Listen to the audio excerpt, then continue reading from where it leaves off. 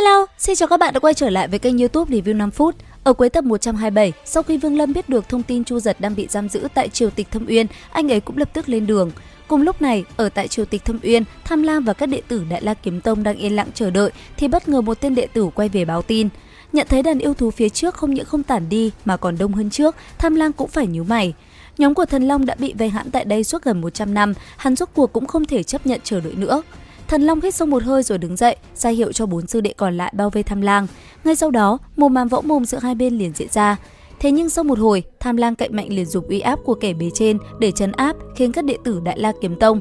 Tiếp theo, Tham Lang mới cảnh cáo nói: "Nhóc con, nể mặt Lăng Thiên Hậu, lần này miễn đi tội bất kính, nếu còn dám nói, đừng trách ta ác." Nghe vậy, Thần Long mới miễn cưỡng tỏ ra cung kính. Tuy nhiên, trong lòng hắn lại đang bày ra mưu sâu kế hiểm. Cùng lúc đó, Vương Lâm đang cấp tốc bay về phía cửa ra triều tịch vực tại Hỏa Yêu Quận. Không lâu sau, anh ấy đã đi tới cửa ra ở Hỏa Yêu Quận. Tại đây, bàn tay khẽ động, Vương Lâm lập tức đánh ra từng đạo cấm chế đơn giản. Nếu nhóm Tham Lang đi ra từ đây, họ sẽ bị đánh dấu mà không hề hay biết. Xong việc, Vương Lâm lập tức hướng về phía Thủy Yêu Quận. Mục tiêu chính của anh ấy là tìm kiếm và cứu Chu Giật, người có đại ân với mình. Chuyển cảnh đến một nơi khác, tại khu vực Vân Hải, ở phía tây Thủy Yêu Quận, một nơi quanh năm sương mù bao phủ và là lối vào của triều tịch Thâm Uyên. Tại đây xuất hiện hai nam hai nữ, nhóm người này đang đứng bên ngoài Vân Hải, nhìn vào sâu lối vào vực sâu đầy nguy hiểm. Bất chợt, trong lúc 4 người này đang trao đổi thì từ nơi xa, Vương Lâm khoác lên mình bộ bạch y bay tới làm bọn họ liền chú ý. Ngay khi xuất hiện, Vương Lâm lập tức để ý tới Mộ Dung Trác, người duy nhất phát hiện ra mình từ ngàn dặm. Thế nhưng Đỗ Kiến, một tên đệ tử của Thiên Vận Tử đã nhận ra Vương Lâm. Bất ngờ, hắn chủ động lên tiếng nói: "Vương sư đệ, dừng bước." Bên cạnh, Mộ Dung Trác nhanh nhẩu giới thiệu: "Vương đạo hữu, tại hạ Mặc Môn tứ đại đệ tử Mộ Dung Trác." Đáp lại hắn, Vương Lâm cũng gật đầu rồi cùng mấy người này trao đổi một chút. Sau một hồi, Đỗ Kiến đề nghị Vương Lâm cùng kết bạn tiến vào triều tịch Thâm Uyên để hỗ trợ lẫn nhau.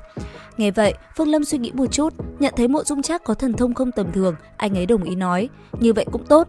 Lời này vừa dứt, 4 người kia đều lộ ra vẻ vui mừng. Tiếp theo, nhóm 5 người bắt đầu tiến sâu vào vùng mây mù hư ảo của Vân Hải. Cứ thế, cả nhóm hướng thẳng về phía vết nứt dẫn xuống Thâm Uyên, nơi những nguy hiểm và bí mật đang chờ đợi. Khi đang phi hành, từ phía xa, Đỗ Kiếm phát hiện một thanh phi kiếm, hắn khẳng định đó là Thiên Vận Bội Kiếm của Tôn Vân. Với vẻ mặt hào hiệp giả tạo, hắn nhường thanh kiếm cho Vương Lâm nhằm dẫn dụ anh tiến vào phạm vi tấn công của một gốc cổ thụ kỳ quái gần đó. Vương Lâm sớm nhìn thấu quỷ kế, anh ấy liền lấy ra loan đao và dùng nó bay tới để lấy thanh kiếm kia từ xa. Thế nhưng, ngay khi loan đao chạm vào, thanh kiếm kia liền hóa thành bụi phấn. Vương Lâm nhận ra đây chỉ là một khối sắt vụn được ngụy trang. Thế nhưng, không để Đỗ Kiến kịp trở tay, Vương Lâm đã trực tiếp tung chiêu, cuốn bay Đỗ Kiến về phía gốc cổ thụ. Và ngay khi Đỗ Kiến bị đẩy tới, bầy trùng bên trong lập tức lao ra bao vây. Ngay sau đó, chúng lao vào cắn xe Đỗ Kiến. Đứng trước sinh tử, Đỗ Kiến gào thét nói: "Vương Lâm, ta biết bí mật của Tôn Vân, ta biết hắn vì sao phản bội sư tôn, ngươi cứu ta, ta sẽ nói tất cả." Nghe vậy, Vương Lâm mới lấy ra một tấm kim phù tỏa sáng rực rỡ và dùng tiên bút vẽ nên các phù văn lơ lửng. Quả nhiên, ngay sau khi Vương Lâm hành động, bầy trùng lập tức rời bỏ Đỗ Kiến để lao vào cắn nuốt ánh sáng từ các phù văn. Tuy nhiên ở bên cạnh, khi thấy Vương Lâm dùng tiên bút và phù văn, cả hai nữ tử vốn có vẻ ngoài khác biệt lại cùng lộ ra một ánh mắt khiếp sợ. Thấy thế, Vương Lâm lập tức nhận ra sự kỳ lạ bao trùm lên hai người này. Tiếp theo, thu hút bầy trùng xong, Vương Lâm áp sát Đỗ Kiến, người lúc này đang phun ra tinh huyết để liều mạng bảo vệ bản thân. Thế nhưng, để moi được thông tin của hắn, Vương Lâm lập tức ra tay nhanh như chớp, phong ấn nguyên thần của hắn lại rồi bỏ vào cấm phiên. Làm xong, Vương Lâm liền dùng kim phù và tiên bút tạo ra nguồn sáng liên tục, cuối cùng thành công khống chế hoàn toàn bầy trùng. Cứ thế, bầy trùng vì muốn cắn nuốt hào quang quanh người nam chính, nó liền bao vây lấy Vương Lâm như một nam thần. Tiếp theo chỉ liếc nhẹ, Vương Lâm đã nhận ra thân phận của hai nữ tử đi cùng. Đến đây, Vương Lâm truyền âm cảnh báo với Mộ Dung Trác nói: "Mộ Dung huynh cẩn thận, hai nữ tử kia, hai người này là người của Thi Âm Tông, một người trong đó nhất định là đã thi thể phụ nguyên thần." Nghe được thông tin này, Mộ Dung Trác dù bên ngoài bình thản nhưng trong lòng đã dâng lên sự cảnh giác cao độ. Bởi vậy, sau một hồi trò chuyện, 4 người quyết định chia tay nhau tại đây. Cứ thế, hai nữ tử cùng Mộ Dung Vân rời đi. Ngay sau khi nhóm 3 người kia rời đi, Vương Lâm phát hiện Từ Phi đã lén để lại một sợi tóc trên vách đá nhằm theo dõi mình. Đến đây, Vương Lâm lạnh lùng thu lấy sợi tóc, dùng lửa đốt cháy, anh ấy thổi tan đạo thần thức đang hiện hình từ sợi tóc đó. Ngay lập tức ở phía xa, Từ Phi đang phi hành bị phản phệ, trên miệng hắn ta lập tức thổ huyết và lộ rõ vẻ kinh hãi trong mắt. Xong xuôi, Vương Lâm hừ lạnh một tiếng rồi bắt đầu dồn toàn lực tiến vào khu vực sâu nhất, nơi bản thể của Chu Giật được cảm ứng. Sau một đoạn thời gian phi hành, Vương Lâm rốt cuộc cũng dừng lại rồi lẩm bẩm: "Nếu Bố La nói đúng thì nơi hắn dò xét được Chu Giật chính là ở đây."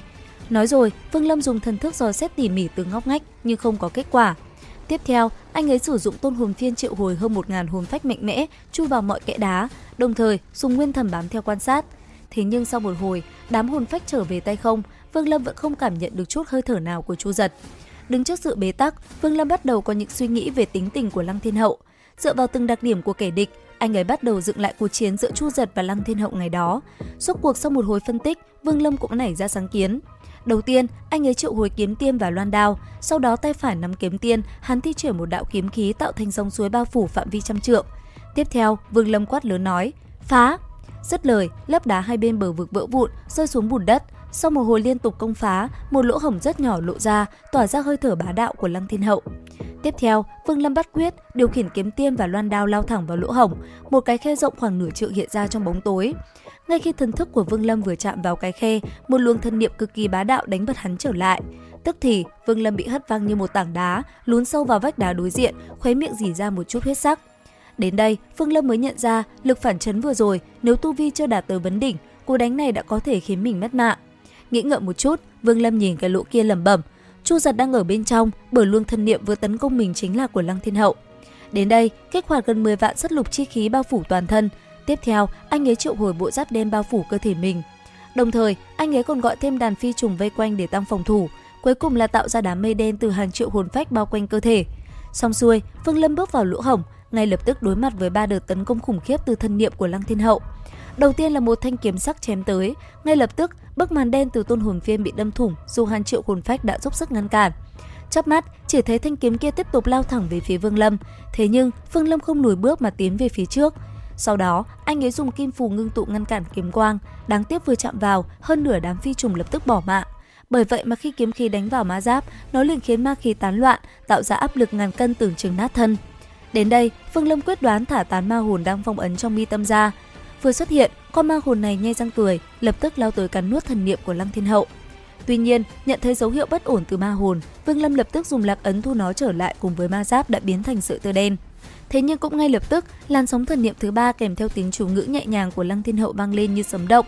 Chớp mắt, trăm vạn sinh ấn vừa bành trướng đã bị đánh tan vỡ trong phút chốc, cơn xanh nổi đầy mặt, Vương Lâm tung ra xạ thần sa. Tức thì, con thú từ xạ thần sa hiện ra, phát ra tia chớp như quả cầu điện ngăn cản thần niệm. Nhân lúc lôi thú cầm chân đối phương, Vương Lâm liên tục bắn ra vô số luồng ánh sáng đen như mũi tên về phía thần niệm của Lăng Thiên Hậu. Cứ như vậy, Vương Lâm dồn toàn lực, anh ấy lần lượt thi triển Hóa Ma Chỉ, Hoàng Tuyên Chỉ để công kích thần niệm của Lăng Thiên Hậu. Thậm chí, cú va chạm này khiến toàn bộ triều tịch vực rung chuyển dữ dội, đất đá văng khỏi vách vực, lôi thú gầm vang, hóa thành đạo xếp khổng lồ lao tới. Và rốt cuộc, Vương Lâm cũng phá được thần niệm thứ ba của đối thủ. Tiếp theo, anh ấy đưa ra lựa chọn nguy hiểm nhất, đó là liều mạng phong ấn thần niệm của Lăng Thiên Hậu. Liệu rằng tiếp theo, anh ấy có thành công không? Theo dõi kênh YouTube Review 5 phút để biết thêm chi tiết trong tập 128 tinh nghịch các bạn nhé. Xin chào và hẹn gặp lại!